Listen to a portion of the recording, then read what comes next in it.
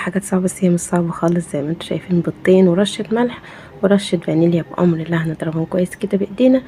وطبعا هتلاقيها ان شاء الله بسيطة وسهلة. والناس اللي كانت بتتكلم على ان بتفشل معاها دايما بص بمنتهى السهولة يعني من غير خلاط، من غير مضرب بيض، مضرب يدوي عادي في ايدك اهوت وعادي. وحطينا كوباية سكر كده الموضوع بقى بسيط. بيضتين ورشة فانيليا ورشة ملح وكوباية سكر، وضربت لغاية ما اطلع يعني فوم كده على الوش بسيط. وحطيت نص كوباية من الزيت، ولو عايزة تخليها ربع مفيش اي مشكلة. زي ما انا بشاورلك كده شايفين الفوم اهي. انا ما شاء الله ضربت ضربة كويسة محترمة. وحطيت كوباية لبن وهبتدي اضرب تاني. يبقى احنا كده كأننا حطيناه في الخلاط، بس احنا كده يعني ايه يدوي عشان الناس اللي ما بتحبش تزفر الخلاط او يبقى ريحته مش حلوة او كده. الوصفة سهلة وبسيطة وعلى السريع للناس اللي بتفشل معاها